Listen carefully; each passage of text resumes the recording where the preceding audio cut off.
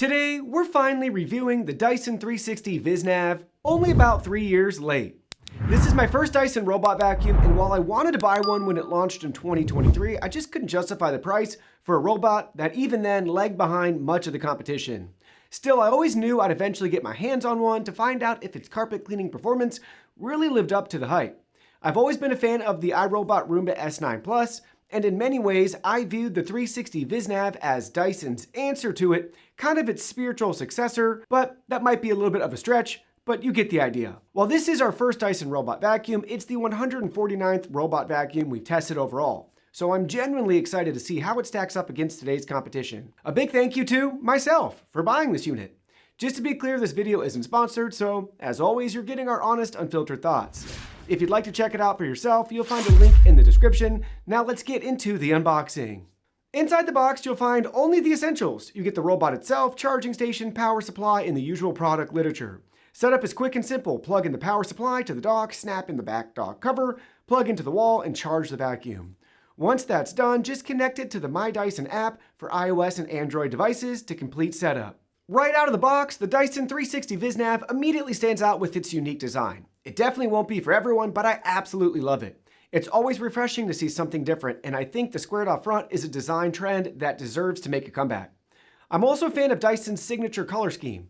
Anything that's not just another black or white robot gets bonus points for me. The real star of the show, though, is the massive main roller brush.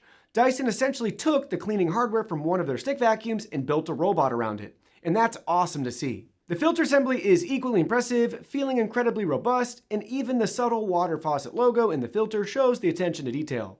The dustbin is surprisingly substantial as well, with a high-quality filtration system designed to capture fine dust.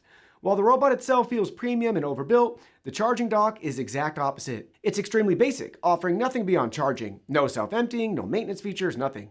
Even by 2023 standards, the feature set fell behind the competition, and that's even more apparent in 2026. There's no front-facing camera, no extending side brush, no mopping, no self-empty dock, no mop washing, and none of the other conveniences that have become standard on flagship robot vacuums. For those wanting those features, the good news is Dyson now offers those features in their Spot Plus Scrub model, but reviews haven't been great. It's also the first robot in Dyson's new direction, where development has reportedly been contracted to a third party, a noticeable shift from their in-house engineering and innovation that made products like the 360 Vis Nav so interesting in the first place. When it comes to performance, the Dyson 360 Vis Nav consistently punches above its weight. Look out now. No, you don't want any of this. Come on. It delivers 8,100 pascals of advertised suction, which is actually more than 4,000 pascals below the current average for robot vacuums. Normally higher is better, but don't write this one off just yet. On max power, it reaches 86 decibels, making it about 12 decibels louder than average, although dropping that suction setting noticeably reduces the noise. In our real-world airflow testing on carpet, the Dyson produced an impressive 600 FPM, the third highest result we've ever recorded, and well above the 428 FPM average. Even more impressive was its carpet pressure, reaching 1.02 kPa, the highest we've ever measured, and nearly 3 times the 0.37 kPa average. That's approaching cordless stick vacuum territory and comes surprisingly close to the Levoit LVAC 200, which is remarkable for a robot vacuum. Much of that comes down to Dyson's oversized brush roller and how effectively it seals against carpets. It also explains why the dustbin consistently filled with an incredible amount of fine dirt and dust after each cleaning, far more than what we typically see from robot vacuums. For our deep clean carpet test, I went in with sky-high expectations, so I was honestly a little surprised by the results. The Dyson removed 95% of the coffee grounds, 65% of sand, and 93% of cat litter. Those are all well above average, especially for a robot that first launched 3 years ago, but I had convinced myself it would score a perfect 100% on the coffee and cat litter tests, and possibly set a new record for sand pickup. Disappointed! That's more on my expectations than the vacuum itself. More importantly, those controlled tests only tell part of the story. In everyday cleaning around my house, the carpets look fantastic, and the amount of ultrafine dust it pulled from carpets was on another level compared to a typical robot vacuum. As a complete cleaning system, it deserves a lot of praise, and it's even making me wonder if we need to introduce an additional ultrafine dust test to better capture the strengths of vacuums like this. It's also another reminder that advertised suction numbers don't tell the whole story. Real-world engineering and brush design matter just as much, if not more. Moving on to obstacle avoidance, we decided to test the Dyson anyway, even though it lacks the front-facing camera and dedicated obstacle avoidance system found on most modern flagship robot vacuums. Maybe that was a little unfair, or maybe not. Since every robot goes through the exact same testing process, we wanted to see how it compared. Using our standardized obstacle course on both hard floors and carpet, the Dyson earned an overall obstacle avoidance score of just 21%, placing it well below average. In fact, it recorded the lowest score we've ever tested, narrowly taking last place from the Dreamy D30 Ultra. It struggled with nearly every obstacle we threw at it, regardless of floor type, but cords and fake pet waste were especially problematic. Larger objects give it a better chance of avoiding a collision, but even then, I wouldn't count on it. The My Dyson app, available on both iOS and Android, holds a combined rating of 4.1 stars, which is just slightly above the 4.0 star average we see across robot vacuum apps.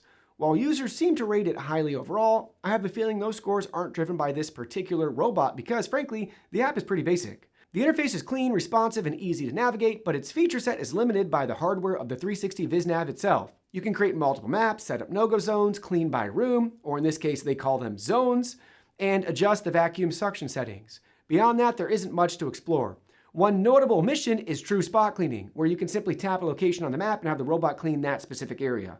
The standout feature, though, is its post-clean heat map found in your cleaning history, which highlights where the robot detected the most dust and dirt throughout your home. It's a genuinely useful visualization that I haven't seen implemented this way by other brands, and it's something I'd love to see more vacuum manufacturers adopt. Customer reviews of the Dyson 360 Vis Nav are mixed. Most owners praise its outstanding carpet cleaning, strong suction, premium build quality, and ability to pull up fine dust, but many criticize its short battery life, inconsistent navigation, lack of obstacle avoidance, and missing flagship features like self-emptying and mopping. The general consensus is that it's an excellent vacuum, but a less capable robot, especially considering its once premium price. As with every robot vacuum we test, there's always room for improvement, and the Dyson 360 Vis Nav is no exception. The biggest upgrade it needs is a larger battery. That alone would address one of its biggest weaknesses and make its incredible cleaning performance much more practical in everyday use. I'd also like to see the navigation refined. Given its top-mounted camera system, there may be limits to what this platform can achieve, but adding a front-facing camera and LiDAR would dramatically improve navigation and obstacle avoidance.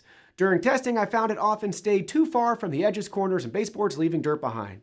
I love the squared-off front because it's designed to reach into corners better, but if the robot is too cautious to actually get close enough, that advantage is largely lost. The oversized main brush is another highlight for cleaning performance, but it's also a magnet for long hair, so expect to remove tangled hair regularly if you have long-haired family members or pets. Finally, considering the premium price it launched at, a self-emptying dock should have been included from day one. After spending time with the Dyson 360 Vis Nav, I think the biggest takeaway is that this is a vacuum first and a robot second.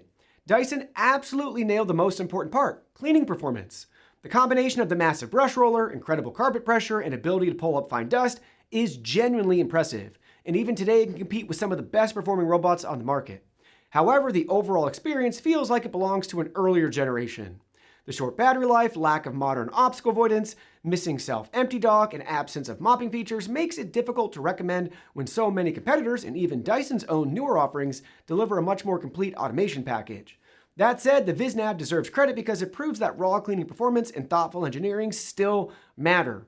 It's one of the few robot vacuums that truly feels unique rather than just another collection of the same features we've seen repeated across the industry. Ultimately, the Dyson 360 Vis Nav is a fascinating product with flashes of brilliance, but it also feels like a missed opportunity, a glimpse of what Dyson could have created if its incredible cleaning hardware had been paired with the modern smart features today's robot vacuums require.